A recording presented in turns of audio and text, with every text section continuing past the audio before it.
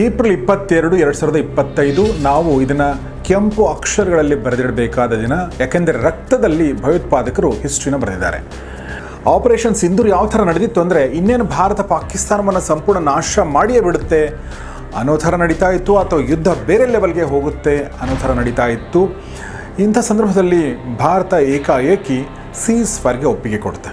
ಅಮೆರಿಕದ ಒಬ್ಬ ಬಿಸ್ನೆಸ್ಮನ್ ಮತ್ತು ಪಾಡ್ಕ್ಯಾಸ್ಟರ್ ಪ್ಯಾಟ್ರಿಕ್ ಬೆಟ್ ಡೇವಿಡ್ ಒಂದು ಹೊಸ ದೃಷ್ಟಿಕೋನ ಮೂಲಕ ಇಡೀ ಘಟನೆಯನ್ನು ನೋಡ್ತಾ ಇದ್ರು.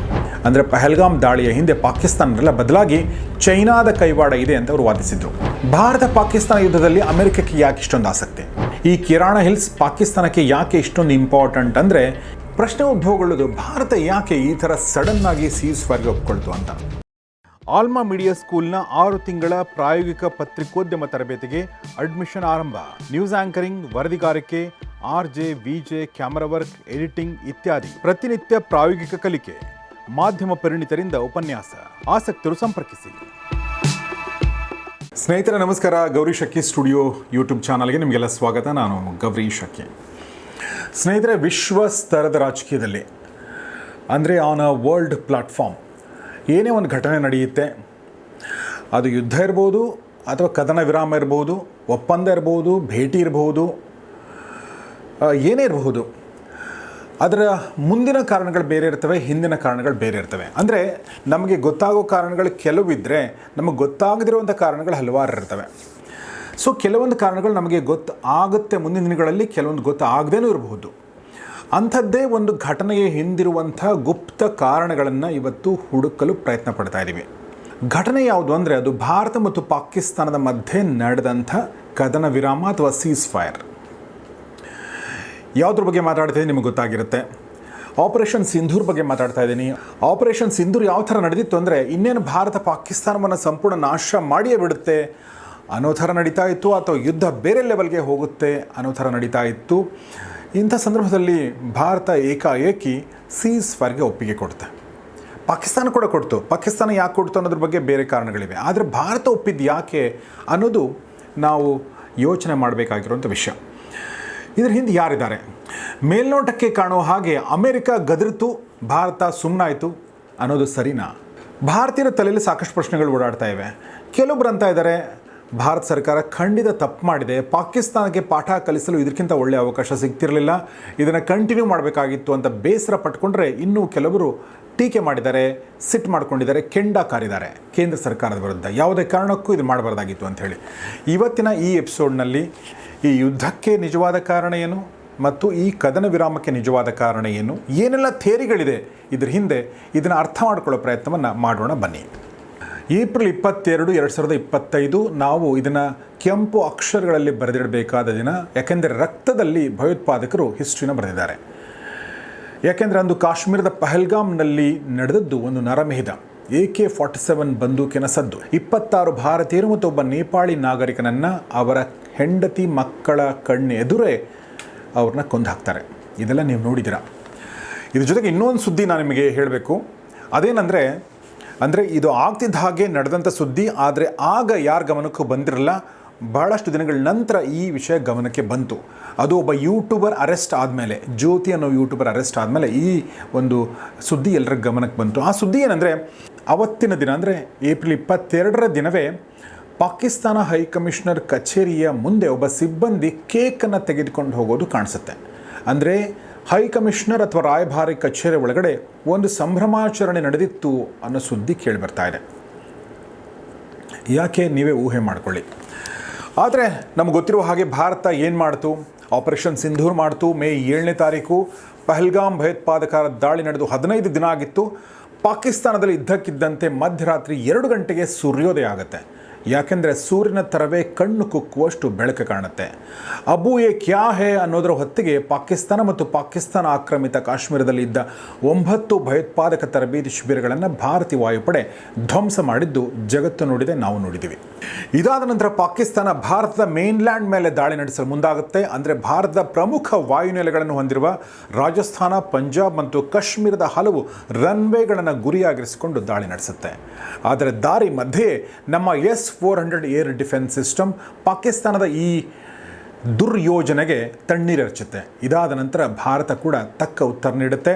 ಪಾಕಿಸ್ತಾನದ ಎಲ್ಲ ಡಿಫೆನ್ಸ್ ಸಿಸ್ಟಮ್ ಧೂಳಿಪಟಾಗಿ ಇನ್ನೇನು ಭಾರತ ಪಾಕಿಸ್ತಾನದ ನಕ್ಷೆಯನ್ನೇ ಬದಲಿಸುತ್ತೆ ಅಂತ ನಾವೆಲ್ಲ ಮಾತಾಡ್ಕೊಳ್ತಿರ್ಬೇಕಾದ್ರೆ ಮೇ 10 ಸಂಜೆ ಏಕಾಏಕಿ ಒಂದು ಸುದ್ದಿ ಬರುತ್ತೆ. ಅದುವೇ ಸೀಸ್ ಫೈರ್, ಅಂದರೆ ಕದನ ವಿರಾಮ.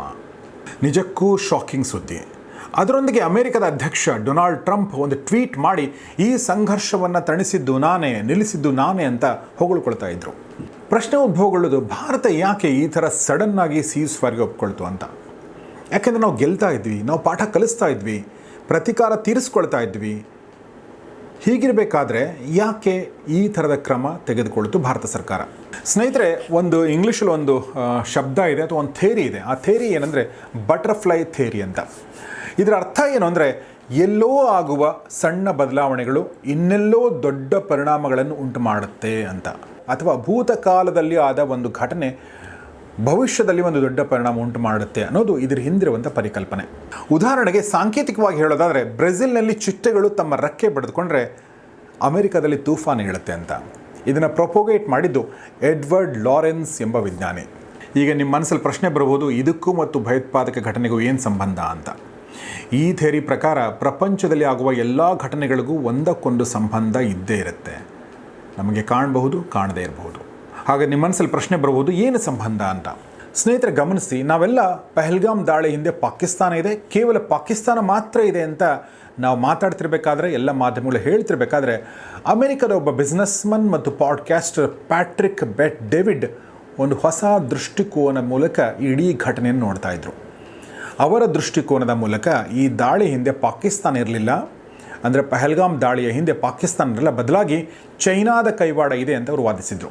ಹಾಗಂತ ನಾವು ಕೂಡ ಚೈನಾದ್ದೇ ಕೈವಾಡ ಅಂತ ಹೇಳ್ತಾ ಇಲ್ಲ, ಯಾಕೆಂದರೆ ಸಾಕ್ಷಿಗಳು ಬೇಕಾಗುತ್ತೆ. ಆದರೆ ಚೈನಾ ಕೈವಾಡ ಇಲ್ಲ ಅಂತ ಕೂಡ ಒಪ್ಕೊಳ್ಳಲಾಗ್ತಾ ಇಲ್ಲ. ಯಾಕೆ ಅಂತಂದರೆ ಒಂದಷ್ಟು ಅದಕ್ಕೆ ಕಾರಣಗಳಿವೆ. ಚೈನಾ ಯಾಕೆ ಇದನ್ನು ಮಾಡಿಸುತ್ತೆ, ಅದಕ್ಕೇನು ಲಾಭ ಅಂತ. ಸ್ವಲ್ಪ ಹಿಂದೆ ಹೋಗೋದಾದರೆ, ಚೀನಾದ ಮೇಲೆ ಟ್ರಂಪ್ ಸರ್ಕಾರ 145% ರಫ್ತು ತೆರಿಗೆ ಹೇರಿತ್ತು.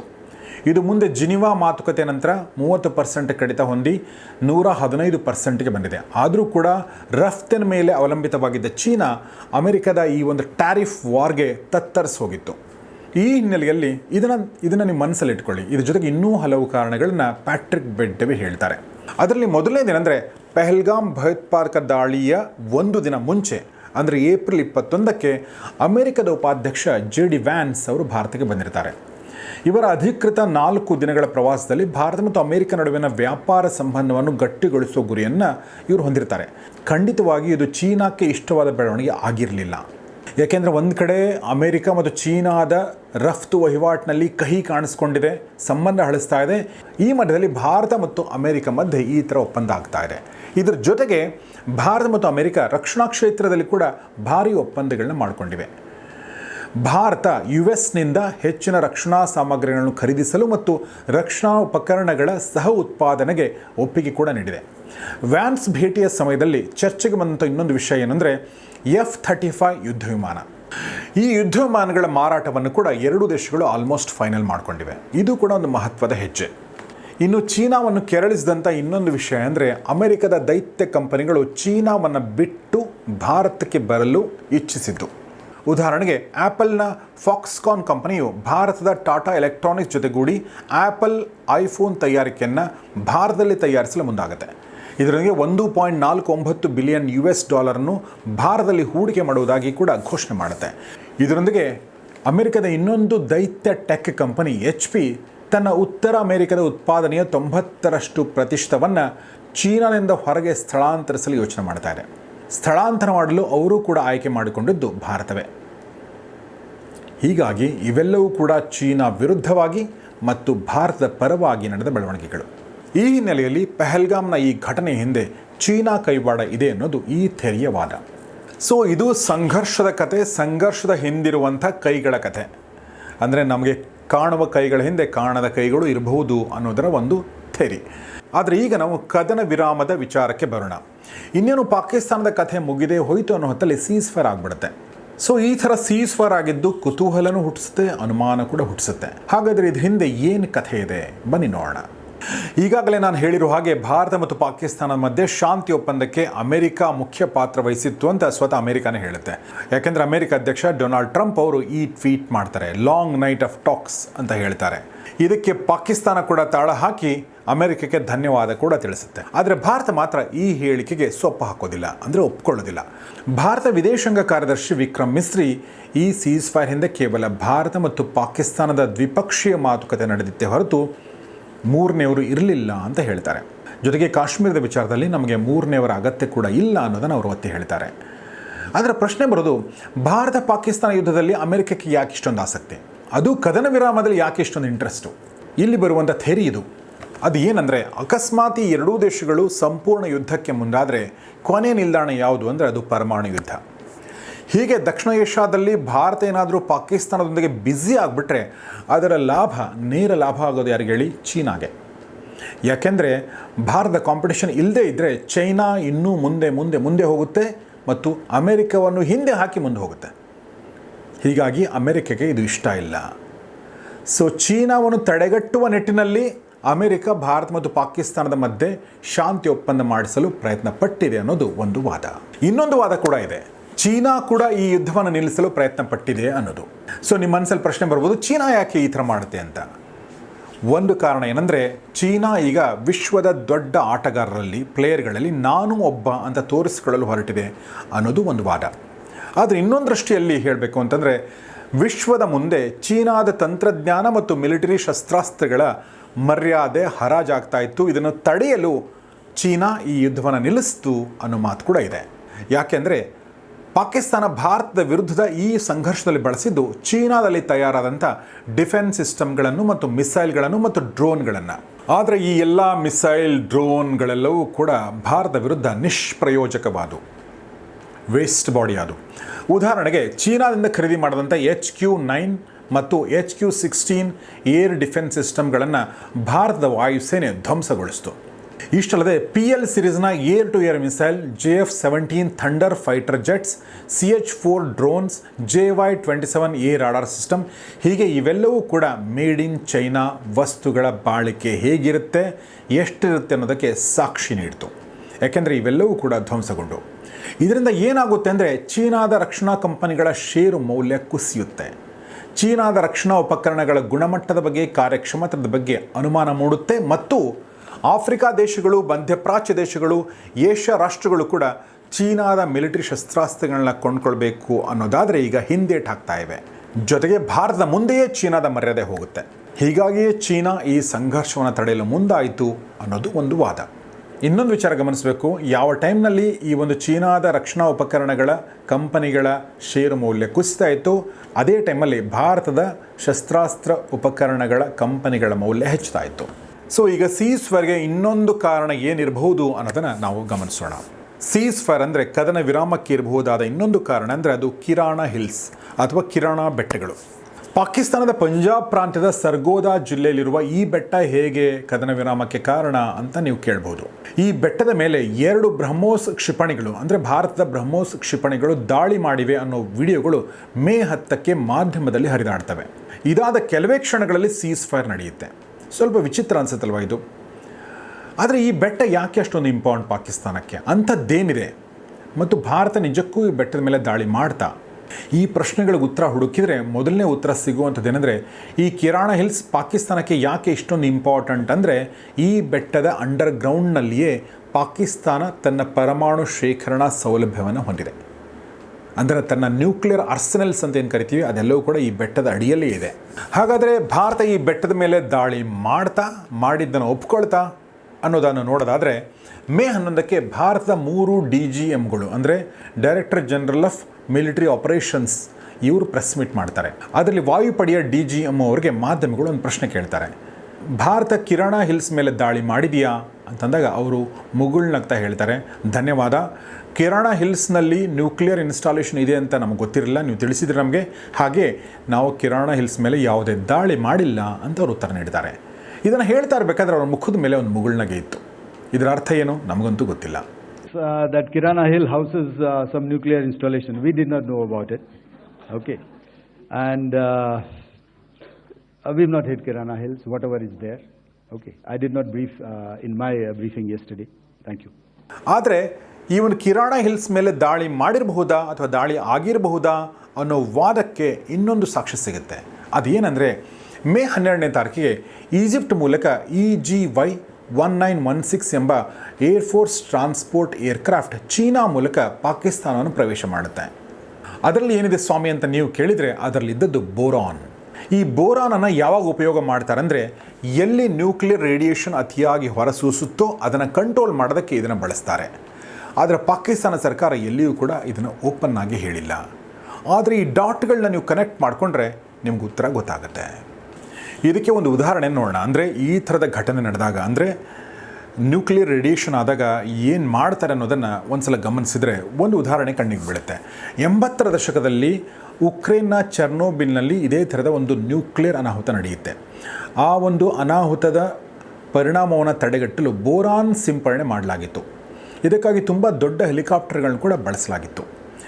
ಈಗ ಇದೇ ಬೋರಾನ್ ಮತ್ತೆ ಪಾಕಿಸ್ತಾನದ ಈ ಬೆಟ್ಟದ ಅಡಿಯಲ್ಲಿ ಕಾಣಿಸಿದ್ದು, ಚೀನಾ ಮೂಲಕ ಪಾಕಿಸ್ತಾನಕ್ಕೆ ಹೋಗಿದ್ದು. ಏನರ್ಥ ಇದಕ್ಕೆ ಯೋಚನೆ ಮಾಡಿ. ಇನ್ನು ಈ ಕದನ ವಿರಾಮಕ್ಕೆ ಇನ್ನೂ ಒಂದು ಥೇರಿ ಇದೆ. ಆ ಥೇರಿ ಏನು ಅಂದರೆ, ಭವಿಷ್ಯದಲ್ಲಿ ನಡೆಯಬಹುದಾದ ಅಮೆರಿಕ ಮತ್ತು ಇರಾನ್ ಮಧ್ಯದ ವಾರ್ ಅಥವಾ ಯುದ್ಧ, ಅದಕ್ಕೂ ಇದಕ್ಕೂ ಏನು ಸಂಬಂಧ ಅಂತ ನಿಮ್ಮ ಮನಸ್ಸಲ್ಲಿ ಪ್ರಶ್ನೆ ಬರ್ಬೋದು. ಆ ಪ್ರಶ್ನೆಗೆ ಉತ್ತರ ಏನು ಅಂದರೆ, ಸ್ನೇಹಿತರೆ, ನಮಗೆಲ್ಲ ಗೊತ್ತಿರುವ ಹಾಗೆ ಇರಾನ್ ಮತ್ತು USA ಮಧ್ಯೆ ಆಲ್ರೆಡಿ ಒಂದು ಟೆನ್ಷನ್ ಸ್ಥಿತಿ ಇದೆ. ಯಾವುದೇ ಕಾರಣದಲ್ಲೂ ಯುದ್ಧ ಆಗ್ಬೋದು ಅಥವಾ ಮುಂದಿನ ದಿನಗಳಲ್ಲಿ ಯುದ್ಧ ಆಗೇ ಆಗುತ್ತೆ ಅಂತ ಅಮೆರಿಕ ಅಂತೂ ನಂಬ್ಕೊಂಡಿದೆ. ಹಾಗೊಂದು ವೇಳೆ ಇರಾನ್ ಜೊತೆ ಅಮೆರಿಕ ಯುದ್ಧ ಮಾಡಿದರೆ ಅಮೆರಿಕಕ್ಕೆ ಪಾಕಿಸ್ತಾನದಲ್ಲಿರುವಂಥ ಏರ್ ಬೇಸ್ ಬೇಕಾಗುತ್ತೆ, ಏರ್ ಸ್ಟ್ರಿಪ್ಗಳು ಬೇಕಾಗುತ್ತೆ, ಅಂದರೆ ಅಲ್ಲಿಂದ ದಾಳಿ ಮಾಡೋಕ್ಕೆ. ಆದರೆ ಆಪರೇಷನ್ ಸಿಂಧೂರ್ನಲ್ಲಿ ನಾವೇನು ಮಾಡಿದ್ವಿ ಅಂದರೆ, ಭಾರತ ಏನು ಮಾಡುತ್ತೆ ಅಂದರೆ ಅಲ್ಲಿನ ಏರ್ ಬೇಸ್ಗಳನ್ನ, ರನ್ವೇಸ್ಗಳನ್ನ ಧ್ವಂಸ ಮಾಡಿದ್ವಿ. ಆ ಟೈಮಲ್ಲಿ ಅಮೆರಿಕ ತುಂಬ ಕಾಷಿಯಸ್ ಆಗಿ ಯೋಚನೆ ಮಾಡಿಕೊಂಡು ಈ ಥರ ಆದರೆ ಮುಂದೆ ನನಗೆ ತೊಂದರೆ ಆಗುತ್ತೆ ಅನ್ನೋ ದೃಷ್ಟಿಯಿಂದ ಈ ಒಂದು ವಾರನ್ನು ನಿಲ್ಲಿಸ್ತು ಅನ್ನೋದು ಕೂಡ ಒಂದು ಥೇರಿ. ಇನ್ನೊಂದು ಗಮನಿಸಬೇಕಾದ ವಿಚಾರ ಏನಂದರೆ, ಒಂದು ಕಾಲದಲ್ಲಿ ನಮಗೆಲ್ಲ ಗೊತ್ತಿರುವ ಹಾಗೆ ಅಮೆರಿಕ ಮತ್ತು ಆಗಿನ USSR ಮಧ್ಯೆ ಒಂದು ಕೋಲ್ಡ್ ವಾರ್ ನಡೀತಾ ಇತ್ತು. ಜೊತೆಗೆ ಅಮೆರಿಕ ಅಫ್ಘಾನಿಸ್ತಾನದ ವಿರುದ್ಧ ಕೂಡ ಯುದ್ಧ ಸಾರಿತ್ತು. ಈ ಎರಡೂ ಸಮಯದಲ್ಲಿ ಅಮೆರಿಕ ಪಾಕಿಸ್ತಾನದ ಏರ್ವೇಸ್ಗಳನ್ನ, ರನ್ವೇಸ್ಗಳನ್ನ, ಏರ್ಬೇಸ್ಗಳನ್ನ ತನಗೆ ಬಳಸ್ಕೊಂಡಿತ್ತು. ಮುಂದೆ ಕೂಡ ಬಳಸ್ಕೊಳ್ಳೋಕ್ಕೆ ಅದು ಹೊಂಚು ಹಾಕಿಯೇ ಕೂತಿದೆ. ಇಂಥ ಸಮಯದಲ್ಲಿ ಭಾರತ ಅದನ್ನು ನಾಶ ಮಾಡ್ತಿರ್ಬೇಕಾದ್ರೆ ಮುಂಜಾಗ್ರತಾ ಕ್ರಮವಾಗಿ ಅಮೆರಿಕ ಈ ವಾರ ನಿಲ್ಲಿಸ್ತು ಅನ್ನೋದು ಕೂಡ ಇನ್ನೊಂದು ವಾದ. ಸ್ನೇಹಿತರೆ, ಒಟ್ಟಿನಲ್ಲಿ ಭಾರತ ಶಾಂತಿ ಪರವಾಗಿತ್ತು, ಹೀಗಾಗಿ ಸೀಸ್ ಫೈರ್ ಮಾಡ್ತು ಅಂತ ಬಹಳ ಜನ ಭಾವಿಸಿದ್ದಾರೆ. ಹಾಗೆ ಭಾವಿಸಿದ್ರಲ್ಲಿ ಏನೂ ಸಮಸ್ಯೆ ಇಲ್ಲ. ಆದರೆ ಇದರ ಹಿಂದೆ ನಮಗೆ ಕಾಣದ ಉತ್ತರಗಳು ಭಾಳಷ್ಟು ಇರ್ತವೆ. ಯಾಕೆ ಅಂದರೆ ಈ ಜಿಯೋಪಾಲಿಟಿಕ್ಸ್ ಅನ್ನೋದು ನಾವು ಅಂದುಕೊಂಡಷ್ಟು ಸುಲಭಕ್ಕೆ ಅರ್ಥವಾಗುವಂಥದ್ದು ಅಲ್ಲ. ನಾವು ಹೇಳಿದ್ದೆಲ್ಲ, ನಾವು ಅಂದ್ಕೊಂಡಿದ್ದೆಲ್ಲ ನಿಜ ಇರಬಹುದು, ನಿಜ ಇಲ್ಲದೇನೆ ಇರಬಹುದು, ಇದೆಲ್ಲವನ್ನು ಮೀರಿದ ಲೆಕ್ಕಾಚಾರ ಇರಬಹುದು. ಆ ಲೆಕ್ಕಾಚಾರಗಳು ಎಂದೋ ಒಂದಿನ ಹೊರಗಡೆ ಬರ್ಬೋದು ಅಥವಾ ಹೊರಗೆ ಬರದೇನೂ ಇರಬಹುದು. ಆದರೆ ಸದ್ಯಕ್ಕೆ ಭಾರತಕ್ಕಂತೂ ಇದು ಮೇಲುಗೈ ಆಗಿದೆ. ಯಾಕೆಂದರೆ ಭಾರತ ಒಂದು ಹೊಸ ನಾರ್ಮನ್ನು ಸೆಟ್ ಮಾಡಿದೆ. ತನ್ನ ಮೇಲೆ ನಡೆಯುವ ಭಯೋತ್ಪಾದಕ ದಾಳಿ ಆ್ಯಕ್ಟ್ ಆಫ್ ವಾರ್ ಅಂತ ನಾವು ಕನ್ಸಿಡರ್ ಮಾಡ್ತೀವಿ ಅನ್ನೋ ಮಾತನ್ನು ಹೇಳಿದೆ. ಸಿಂಧೂ ನದಿಯ ನೀರನ್ನು ನಿಲ್ಲಿಸಿದೆ. ಪಾಕಿಸ್ತಾನದೊಂದಿಗೆ ವಾಣಿಜ್ಯ ವ್ಯವಹಾರವನ್ನು ನಿಲ್ಲಿಸಿದೆ. ಇದೆಲ್ಲವನ್ನು ಅರ್ಥ ಮಾಡಿಕೊಂಡು ಪಾಕಿಸ್ತಾನ ಮತ್ತು ಪಾಕಿಸ್ತಾನ ಬೆಂಬಲಿತ ಭಯೋತ್ಪಾದಕ ಸಂಘಟನೆಗಳು ಬುದ್ಧಿ ಕಲಿತರೆ ಒಳ್ಳೆಯದು. ಇಲ್ಲ ಅಂದರೆ ಮತ್ತೆ ಈ ಥರ ಸರ್ಜಿಕಲ್ ಸ್ಟ್ರೈಕ್ಗಳು, ಈ ಥರದ ಯುದ್ಧಗಳು, ಸಂಘರ್ಷಗಳು ನಡೀತಾನೆ ಇರ್ತವೆ. ಇಷ್ಟು ಹೇಳ್ತಾ ಇವತ್ತಿನ ಈ ಎಪಿಸೋಡ್ನ ಮುಗಿಸ್ತಾ ಇದ್ದೀನಿ. ಈ ಒಂದು ಕಾರ್ಯಕ್ರಮದಲ್ಲಿ ಯಾವುದೋ ಒಂದು ಟಾಪಿಕ್ ನಾವು ಮಿಸ್ ಮಾಡಿದ್ದೀವಿ ಅಥವಾ ಈ ಟಾಪಿಕ್ ಬಗ್ಗೆ ಒಂದು ವಿಡಿಯೋ ಮಾಡಿ ಅಂತ ನಿಮಗೆ ಅನಿಸಿದ್ದು ದಯವಿಟ್ಟು ಅದನ್ನು ಕಮೆಂಟ್ ಬಾಕ್ಸಲ್ಲಿ ತಿಳಿಸಿ. ನೋಡ್ತಾರೆ ಗೌರಿ ಶೆಟ್ಟಿ ಸ್ಟುಡಿಯೋ, ನೋಡ್ತಾರೆ ಒಳ್ಳೆ ವಿಡಿಯೋಗಳನ್ನ. ನಮಸ್ಕಾರ.